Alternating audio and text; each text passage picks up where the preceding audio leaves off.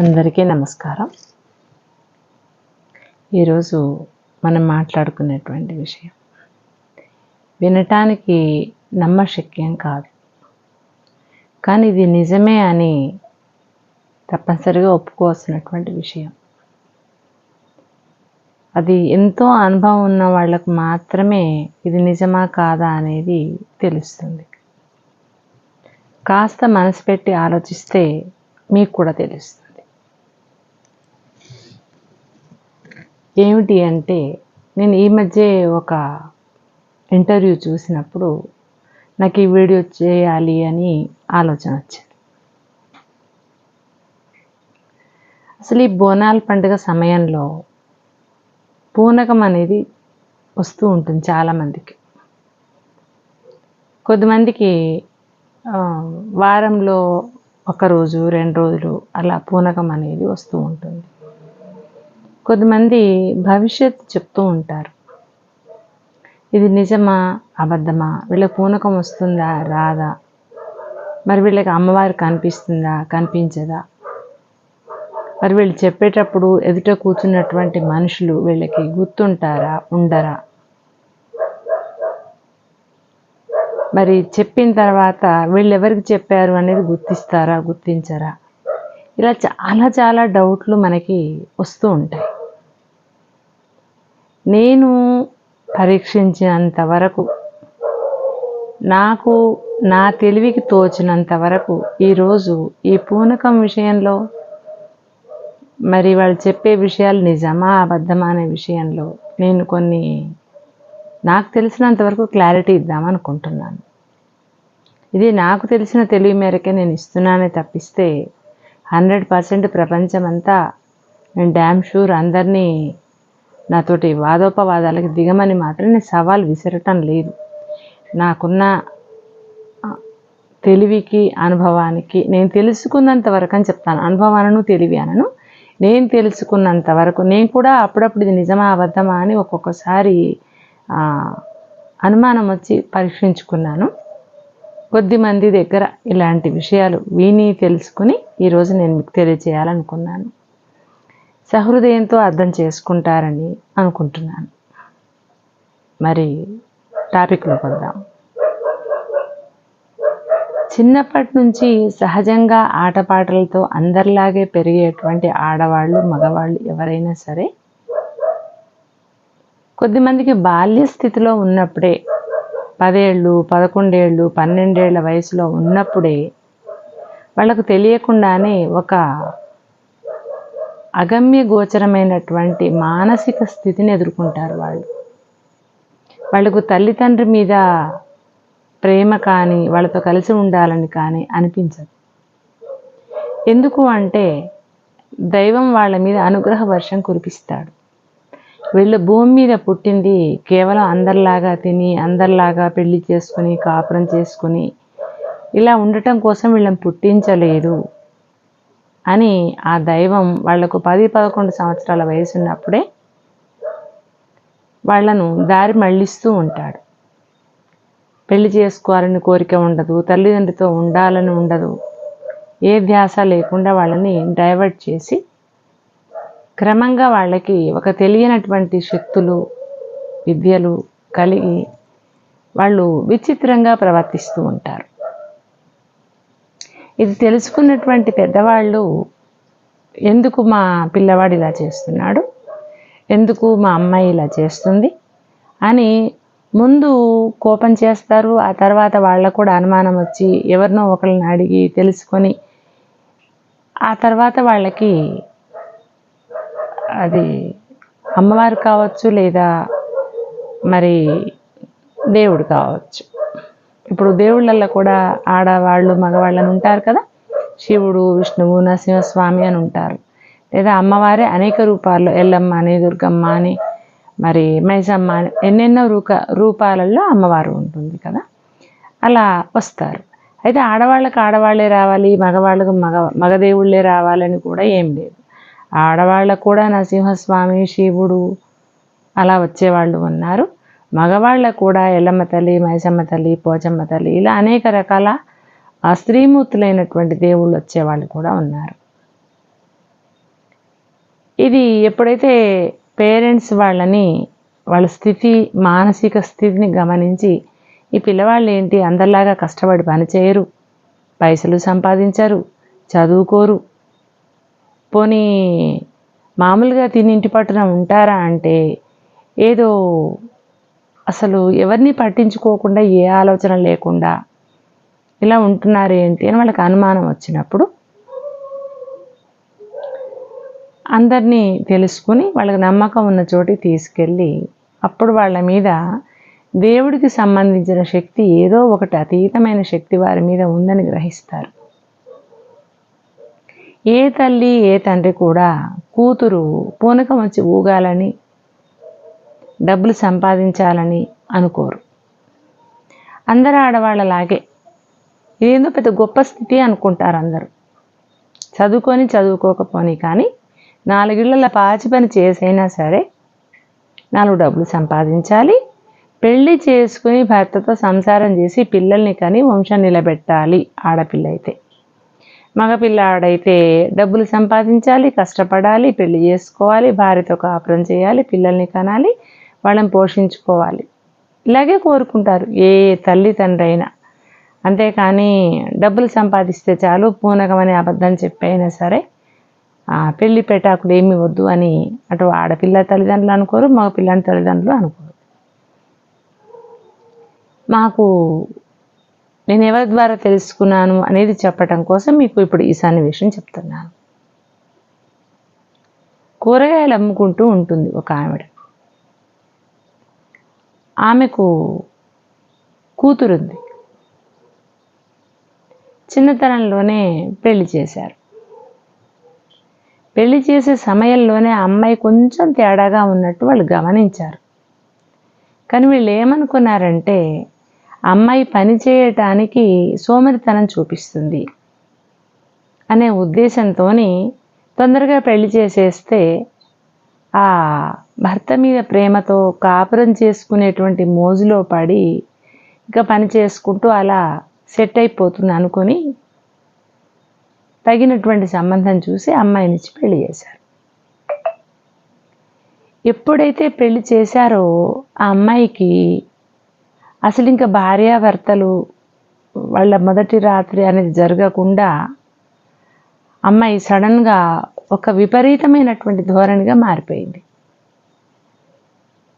ఏదో ఎగరడం, అరవడం, కేకలేయటం, భర్తని దగ్గరికి రానియకపోవటం. ఎప్పుడైతే భర్త దగ్గరకు వస్తాడో పెద్దవాళ్ళు ఏర్పాటు చేస్తారు, వెంటనే ఆమె ఒక రకంగా తయారైపోయి, మనము ఎగ్జాంపుల్ చెప్పాలంటే అది అనుష్క సినిమా ఒకటి ఉంది కదా, చంద్రముఖి. అట్లా ఆ సమయానికి ఆమె వేరేగా ప్రవర్తించటం, దాంతో ఆ పూట కార్యక్రమం మారిపోతుంది, క్యాన్సిల్ అయిపోతుంది, మళ్ళీ మామూలు అయిపోతుంది. అలా క్రమంగా వాళ్ళు సరేలే ఇప్పుడప్పుడే వద్దు, అమ్మాయి కాస్త చిన్నది కాబట్టి భయపడుతుందో లేకుండా మరి ఏమైనా జరిగిందో అని కాస్త కొద్ది రోజులు వదిలేద్దాము, కొంచెం కుదుట పడ్డాక వాళ్లకు ఏర్పాటు చేద్దామని అటు తల్లిదండ్రులు ఇటు తల్లిదండ్రులు అనుకున్నారు. కానీ అమ్మాయి తల్లిదండ్రులకు మాత్రం ఒక భయం ఉండనే ఉంది కడుపులో. ఏదో తేడా ఉంది అమ్మాయి దగ్గర, ఇప్పుడు చెప్తే అత్తింటి వాళ్ళు గొడవ పెడతారు, అన్నీ తెలిసి మా వాడికి ఎందుకు ఇచ్చావు అని అంటారని వీళ్ళు భయపడుతూనే ఉన్నారు. చివరికి ఒకరోజు ఆ అమ్మాయి ఇలా బోనాల పండుగ రానే వచ్చింది. అత్తగారింట్లో బోనాలు ఎత్తుకునే అలవాటు ఉంది. ఆమెకు బిడ్డలు లేకపోవడం మూలాన ఈ అమ్మాయి పెద్ద కోడలు కావటం వల్ల బోనం ఆమెకు ఎత్తాలి అనుకున్నారు. అయితే అప్పుడు ఆ అమ్మాయి బోనం ఎత్తుకోలేదు. తెలియకుండానే ఆమెకు కూడా భయం వేస్తుంది. బోనం ఎత్తుకోవాలి అని అంటే ఆ అమ్మాయి కూడా కొంత భయపడుతోంది. నేను ఎత్తుకోను, నాకు రాదు, వద్దు నేను ఎత్తుకోను అని చెప్తూనే ఉంది. అదేంటమ్మా, నువ్వు ఇంటి కోడలివి, నువ్వు కాక ఎవరు ఎత్తుకుంటారు, నువ్వే కదా పెద్ద కోడలివి అని అత్తగారు వాళ్ళు చెప్తున్నారు. ఆ అమ్మాయి ఏదైతేనేమి ఏదో ఒక అబద్ధం ఆడి బోనం ఎత్తుకోలేదు. ఇక ఆ తర్వాత సరే ఎవరో వాళ్ళ ఆడబడుచో ఆడబడుచు వరుస అయ్యేవాళ్ళు ఎవరో ఒకళ్ళు బోనం ఎత్తుకున్నారు. చప్పులు చేస్తున్నారు అమ్మాయిని. మరి వెంటైతే వెళ్ళాలి కదా, వెళ్తోంది. ఎప్పుడైతే బోనం ఎత్తుకున్నారో వేరే వాళ్ళు చప్పులు చేస్తున్నారో ఈ అమ్మాయికి తెలియకుండానే మానసిక స్థితి అనేది మారిపోయింది. అదే అమ్మాయికి తెలీదు మారిపోయినట్టు, ఏదో తేడాగా ఉంది ఒళ్ళని తెలుసు, కానీ అదేమిటి అనేది ఆమెకు కూడా తెలియదు కదా. ఎవరిని మోసం చేసే గుణం కానీ అసలు విషయం ఏమిటి అని కానీ ఆమె తెలియదు కదా. ఆ విధంగా ఆమె మార్పు అయిపోయింది. ఇంకా బోనాలు తీసుకుని వెళ్తూ ఉంటే మార్గం మధ్యలో తెలియకుండానే ఆమె గట్టిగా కేకలేయటం, కాస్త ఆడుతూ పాడుతూ వెళ్తోంది. వెంటనే వాళ్ళ అత్తగారు గమనించింది, ఈ అమ్మాయి ఒంటి మీదకి ఎవరో దేవుడు వస్తున్నట్టున్నాడు, అందుకే ఇలా చేస్తోంది అని. వెంటనే కాస్త అమ్మాయి పడిపోకుండా చేయకుండా పట్టుకుంది. పట్టుకున్నప్పుడు ఆ అమ్మాయి అందిట, వెళ్ళేటప్పుడు చక్కగా జడ వేసుకొని పూలు పెట్టుకొని వెళ్ళింది కదా, ఆ జడ విప్పమని పేచి పెట్టిందిట. ఈ జడ విప్పు, నాకు తలనొప్పి లేస్తోంది, జడ విప్పు, విప్పండి విప్పండి అని పేచి పెట్టిందిట. దాంతో వాళ్ళ అత్తగారు ఆ జడ అయితే విప్పేసింది. దాంతో ఇక ఆమె చక్కగా ఆడుతూ పాడుతూ గుడి వరకు వెళ్ళింది. అయిపోయింది. ఆమె జడ విప్పమని కేకలేసినట్టు కానీ ఆడినట్టు పాడినట్టు ఏవి కూడా ఆమెకు తెలియదు. ఇక వీళ్ళు కూడా తెలిసినట్టు ఇలా చేసినట్టు అలా చేసినట్టు ఏమీ మాట్లాడలేదు. సరే, అక్కడ బోనం దింపించోట ఏమి కార్యక్రమాలు చేయాలో అవన్నీ ముగించుకుని కోడల్ని తీసుకొని ఇంటికి వచ్చారు. ఎప్పుడైతే ఇంటికి అక్కడ బోనం దింపేశారో ఆమె ఒంటి మీద ఉన్నటువంటి ఆ దేవతో దేవుడో ఎవరైతే ఉన్నారో వాళ్ళు వెళ్ళిపోయారు బోనంతో దింపగానే. కానీ అమ్మాయి చాలా నీరసపడిపోయింది. ఎంత ఉత్సాహంగా యాక్టివ్గా ఉందో అంత నీరసపడిపోయింది. వెంటనే వాళ్ళ అత్తగారు కాస్త అపురూపంగా అమ్మాయి చేయబట్టుకొని ఇంటి దాకా తీసుకొచ్చింది. రాగానే అలా మంచం మీద పడి నిద్రపోయింది. ఇక వాళ్ళ అత్తగారు ఆ అమ్మాయి గురించి తెలుసుకోవాలి, ఏదో ఉంది అని ఆమె కూడా శ్రద్ధ పెట్టి మళ్ళీ వాళ్ళ అమ్మ వాళ్ళ ఇంట్లో బోనాలు చేసే సమయంలో ఆ కోడలతో పాటు అత్తగారు కూడా వెళ్ళింది. మరి తల్లిగారింట్లో బోనం బిడ్డే ఎత్తుకోవాలి కనుక, అయితే తల్లి బోనం ఎత్తొద్దు, ఇదేదో తేడా చేసిందని చెప్తున్నారు కదా అని ఆమె ఎత్తొద్దు అనుకుంది. కానీ అక్కడికి వెళ్ళాక తెలియకుండానే అమ్మాయి నేనే బోనం ఎత్తుకుంటా అని ముందుకు వచ్చేసింది. ఇక వాళ్ళు బోనం అమ్మాయికి ఎత్తారు. బోనం ఎప్పుడైతే ఎత్తారో ఆమె తెలియకుండానే ఆడటం పాడటం చేయటం చేసింది. ఇక అప్పుడు తప్పనిసరి పరిస్థితులు అత్తగారుండి దీంట్లో భయపడాల్సింది లేదు, తెలుసుకుందాంలే, ఏదో అమ్మాయి ఒంటి మీద అయితే అమ్మవారు కావచ్చు ఎవరైనా కావచ్చు కానీ ఏదో ఒకటైతే పోవడి ఉంది, అందుకే ఇలా చేస్తుంది అని ఆ బోనాల పండుగ అయిపోయాక తెలుసుకుని ఒకరికి ఇలా చెప్పేటువంటి విద్యలు ఉన్న వాళ్ళు చాలామంది ఉంటారు కదా, అలా వెళ్ళి అడిగారు. అక్కడికి వెళ్ళగానే ఈమె ఒంటి మీదకి ఆ శక్తి వచ్చేసింది. వెంటనే ఈమె కేకలు పెట్టి రకరకాలుగా చేసింది. వెంటనే అతను ఉండి ఈమెకు ఎల్లమ్మ తల్లి వస్తుంది ఒంటి మీదకి అని చెప్పారు. అవునా, అరే మా దాంట్లో ఎవరు ఇలా ఎల్లమ్మ తల్లి కొలుపు చెప్పిన వాళ్ళు కానీ ఇలా ఎల్లమ్మ తల్లిని ఒంటి మీద నిలబెట్టుకున్న వాళ్ళు కానీ లేరు, మరి మా అమ్మాయికి ఎలా వచ్చింది అని ఆ తల్లి అడిగింది, ఆ అత్తగారు అడిగింది. ఎందుకు వచ్చింది అనేది ఏమిటమ్మా పిచ్చి ప్రశ్న అది. ఆ తల్లికి ఎవరి మీద కోరిక కలుగుతుందో వాళ్ళ మీదకి ఆవాహనం అవుతుంది. కొద్దిమంది ఆకారమే పుట్టుకతోనే ఎల్లమ్మ తల్లి వచ్చేటువంటి ఆకారం వేరే ఉంటుంది, పోచమ్మ తల్లి వచ్చే ఆకారం వేరే ఉంటుంది. మీరు బాగా అబ్జర్వ్ చేయండి. కొద్దిమంది నల్లగా బలిష్టంగా వాళ్ళని చూడంగానే పోచమ్మ తల్లి వస్తుందేమో అనే విధంగా ఉంటారు. కొద్దిమంది ఎర్రగా ఉండి ఇంకొకటి వాళ్ళని చూడగానే వీళ్ళకి ఏదో దేవత ఉంటుందేమో, వీళ్ళు సాక్షాత్తు దేవతలాగే ఉన్నారు అనే విధంగా ఉంటారు. అంటే దేవత అనుగ్రహం వల్లే వాళ్ళు అలా ఉంటారు. అయితే ఎర్రగా ఉన్న వాళ్ళందరూ దేవతలు, నల్లగా ఉన్న వాళ్ళందరూ దేవతలు, బలిష్టంగా ఉన్న ఇలా నేను చెప్పట్లేను, వాళ్ళలో అటువంటి ఆకర్షణ కనిపిస్తుంది. ఆ తర్వాత మరికొద్ది మంది ఎక్కువగా ఆ దేవత అంటే ఇష్టపడడం, మానసికంగా సేవ చేయటం, మానసికంగా స్మరించటం, మానసికంగా ప్రేమించటం, వీటి మూలంగా కూడా అమ్మవారు ఇష్టపడుతుంది. ఇవేవి లేకుండా కూడా ఎల్లమ్మ తల్లి పండగ చేసుకున్నప్పుడు, పోచమ్మ తల్లి పండగ చేసుకున్నప్పుడు, ఉప్పలమ్మ తల్లి పండగ చేసుకున్నప్పుడు, వాళ్ళు భోజనాలకు పిలిచినప్పుడు వెళ్ళి అక్కడ భోజనం చేస్తారు. ఆ తర్వాత శుభ్రపరుచుకుని రావాలి. తిన్నటువంటి పదార్థం పళ్ళ మధ్యన దవడలకి ఎక్కడా లేకుండా శుభ్రం చేసుకొని రావాలి. ఇది పద్ధతి. కొద్ది మందికి తెలియక శుభ్రం చేసుకోకుండా వస్తారు. పెద్దవాళ్ళైతే చేసుకుంటారు, పెద్దవాళ్ళకి తెలుసు కాబట్టి. పిల్లలకు తెలియదు కదా, ఏదో తిన్నాము నాన్ వెజ్ కదా అని తినేస్తారు, వచ్చేస్తారు. ఆ పళ్ళల్లో కానీ ఎక్కడైనా చిన్న పిసరు మాంసం ముక్క కానీ మిగిలిపోతే దాని ద్వారా ఆ ఎల్లమ్మ తల్లి, పోచమ్మ తల్లి, ఉప్పలమ్మ తల్లి వాళ్ళ ఇంటికి వచ్చి వాళ్ళ ఇంట్లో కొలువయ్యేటువంటి అవకాశాలు 50-70% ఉంటాయి. మరి కొద్దిమంది చెప్తారు, మీ అమ్మాయికి ఇలా అమ్మవారు వస్తుంది అని చెప్తారు. అప్పుడు పేరెంట్స్ ఏం చేస్తారంటే, పెళ్ళి కాకపోతే, మా అమ్మాయికి పెళ్ళి కాలేదు కదా, మరి ఇప్పుడే అమ్మవారు వచ్చి వంటి మీద కూర్చుంటానంటే నా బిడ్డకు పెళ్ళి ఎప్పుడు కావాలి? ఎవరు పెళ్ళి చేసుకుంటారు ఇలాగుంటే? మరి పెళ్ళి వద్దు, పిల్లలు వద్దు, కానీ ఇంకా కొలుపు చెప్పుకుంటూ కూర్చోవాలా? అందుకని మాకు అమ్మవారు అవసరం లేదు, అమ్మవారు రాకుండా ఏదైనా ప్రయత్నం చేయండి, కట్లు వేయండి అంటారు. కట్లు వేయడం అంటే అమ్మవారు రాకుండా బందోబస్తు చేయడం.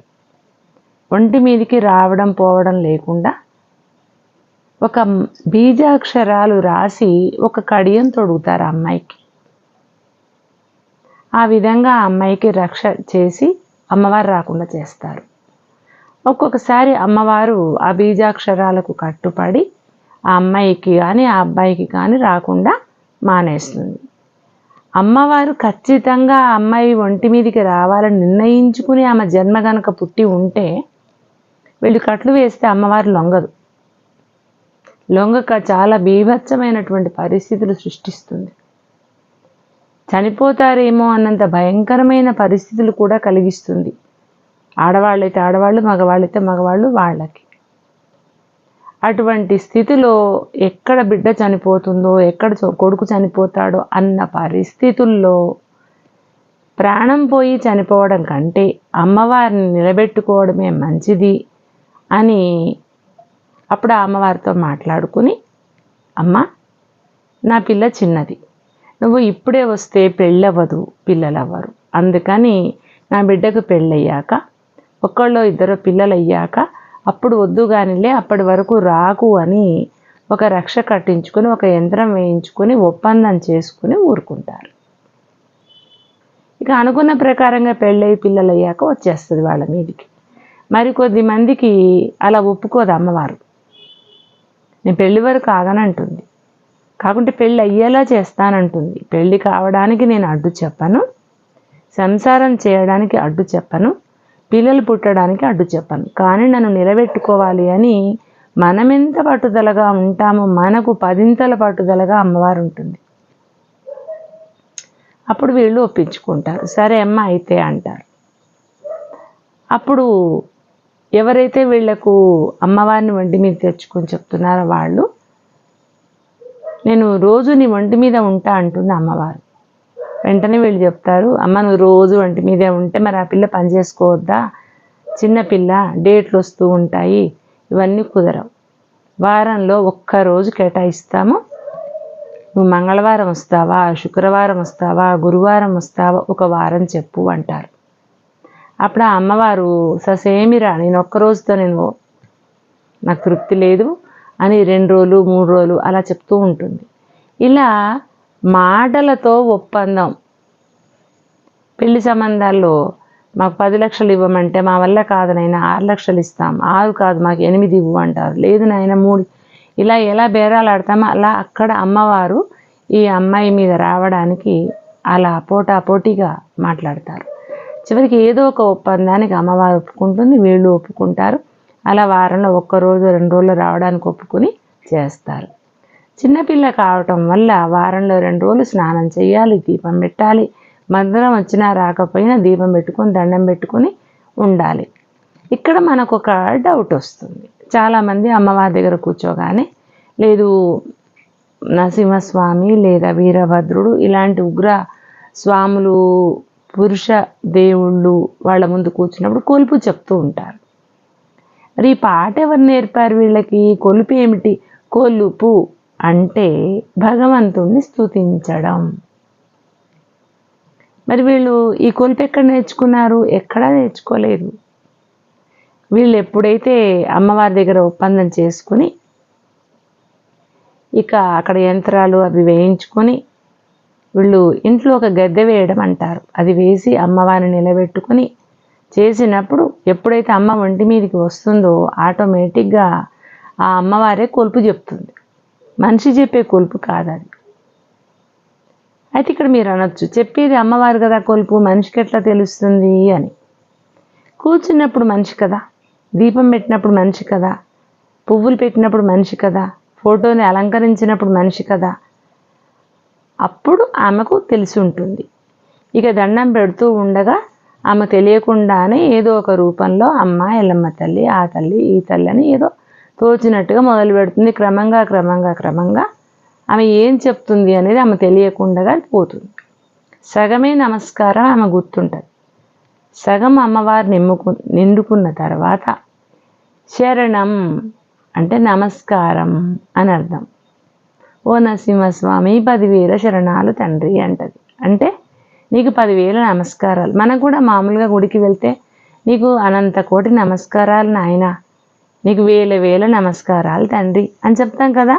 అలా వాళ్ళు దేవతలకు ఉన్నటువంటి అనుబంధాన్ని ఆ పాటల రూపంలో చెప్తూ, అంటే అమ్మవారు నిండుకొని ఉండే సమయంలో ఎన్నెన్నో నెగిటివ్ శక్తులు ఆమెకు అడ్డుపడకుండా ఉండడం కోసం మిగతా దేవతలందరినీ ప్రార్థించి అండగా నిలబెట్టుకుంటూ ఉంటుంది. ఆమె దేవత కదా, ఆమెకెందుకు అండ అని అంటారేమో.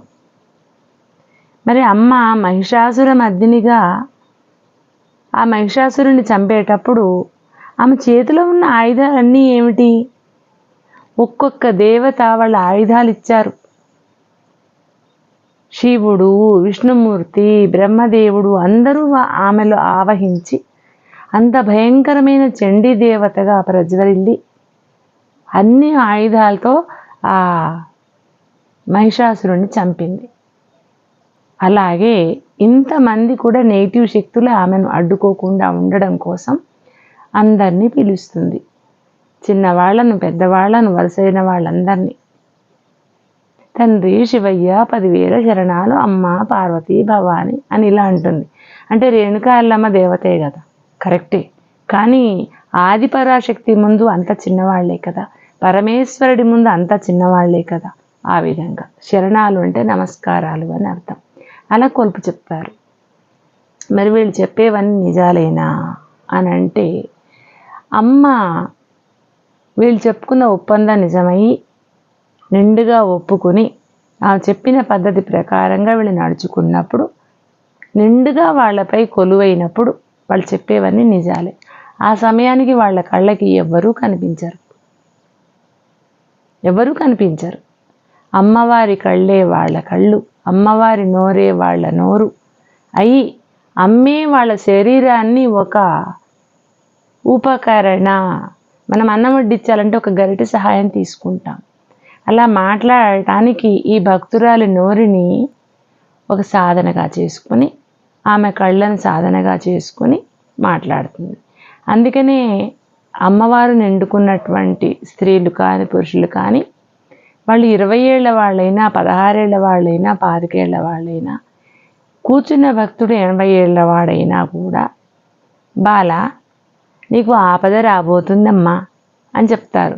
అంటే 80 ఏళ్లవాడు బాలుడనా ఉద్దేశం ఇక్కడ కాదు.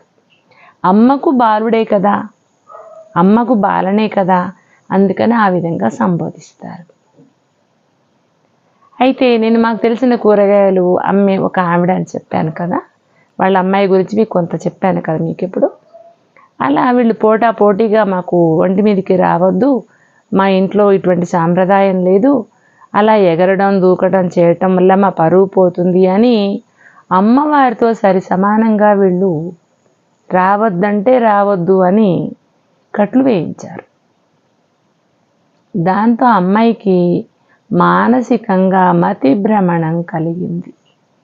ఎన్నో హాస్పిటల్ తిప్పారు.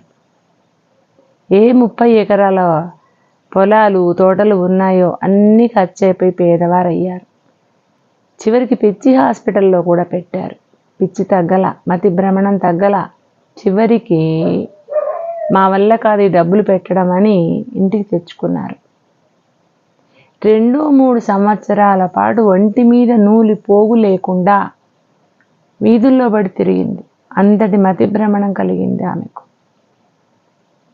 చూస్తూ కూడా భర్త ఏం చేయలేకపోయాడు, అత్త ఏం చేయలేకపోయింది, తల్లి ఏం చేయలేకపోయింది, తోబుట్టువులు ఏమీ చేయలేకపోయారు. చివరికి ఒకరోజు వాళ్ళ అత్తగారికి ఒంటి మీదకి అమ్మవారు వచ్చి, పిచ్చిదానా, పిచ్చులు పుట్టించినా కూడా ఒంటి మీద నూలు పోవు లేకుండా నీ ఇజ్జతు తీసి బజార్లో పెట్టినా కూడా నీ పట్టుదల పోలే కదా, నన్ను నిలబెట్టుకో, నాతో ఒప్పందం చేసుకో, నీ కోడలు ఆరోగ్యంగా ఉంటుంది అని అలా పలికింది. దాంతో అప్పటి నుంచి ఆమె కట్టించినటువంటి కట్లు అని తీసేయించి ఇంట్లో గద్దె వేసుకుని అమ్మవారిని నిలబెట్టుకుని అప్పుడు ఒప్పందం చేసుకున్నాక ఎలా పోయిన సంపద అలాగా క్రమక్రమంగా పోయినంత సంపద రాకపోయినా మొత్తం మీద ధనవంతుల కిందే లెక్క అనే విధంగా ధనం వచ్చింది. అమ్మవారిని నిలబెట్టుకున్నారు. ఆమె ఒకటి మాత్రం ఒప్పందం చేసుకున్నారు.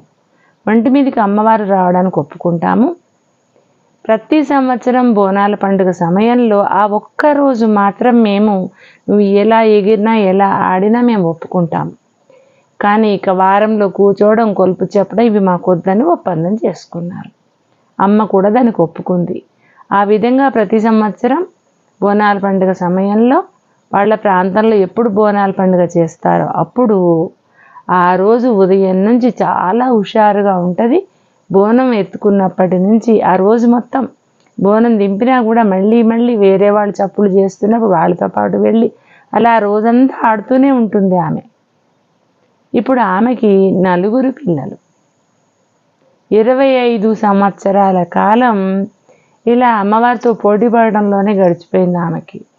ఇప్పుడు 15 సంవత్సరాల నుంచి ఆమె భర్తతో కాపురం చేసుకు పిల్లల్ని కానీ సంసారం చేసుకుంటూ అమ్మవారిని నిలబెట్టుకుంటూ సంవత్సరానికి ఒకసారి బోనాల పండుగకు అమ్మవారిని అలా ఒంటి మీద నిలబెట్టుకుని ఆడుతూ పాడుతూ చాలా హ్యాపీగా ఉంది. అందుకని పూనకం అబద్ధం అనడానికి లేదు. ఇక్కడ మళ్ళీ ఒక సందేహం, మన జీవితాలు సందేహాలమయం. అయితే అందరూ ఊగే వాళ్ళందరూ అమ్మవారు వచ్చిన వాళ్ళేనా అంటే ప్రస్తుతం ఉన్న రోజుల్లో అందరినీ నమ్మడానికి లేదు. కొద్దిమంది ఇప్పుడు రీల్స్ చేస్తున్నారు కదా, రీల్స్ కోసం ఊగడం, సంతోషానికి ఊగడం, సరదాకి ఊగడం, డబ్బులు సంపాదించడానికి ఊగడం వ్యాపారంగా కూడా ఉపయోగిస్తున్నారు. ఇలాంటి వాళ్ళు తయారు కావడం వల్ల నిజంగా దేవత వచ్చి పూనకం ఊగుతున్న వాళ్ళని మనం గుర్తించక అవమానిస్తున్నాం. ఇది నిజమా అబద్ధమా అని తేల్చుకుని అబద్ధమైన వాళ్ళని బయటపెట్టడం, నిజమైన వాళ్ళని మనస్ఫూర్తిగా నమస్కరించడం మనం చేస్తే మంచిది. మనకు నిజమో అబద్ధమో తెలియనప్పుడు మౌనంగా ఉండడం అన్ని విధాలా శ్రేయస్కరం. ఇది మానసికమైన వికారం అని మాత్రం కొట్టివేయొద్దు. అలాగని చిన్నతనం నుంచి ఎవరేం చేసినా వీళ్ళ పూనకం వచ్చిందని కూడా నమ్మకం పట్టొద్దు. ఎన్నో ప్రయత్నాలు చేసి చివరగా నిర్ణయించుకోవాలి. అంతేకాని ప్రతి పూనకం అబద్ధం కాదు, ప్రతి పూనకం నిజం కూడా కాదు. ఇది ఈరోజు నేను మీకు తెలియచేయాలనుకున్నాను. Thank you.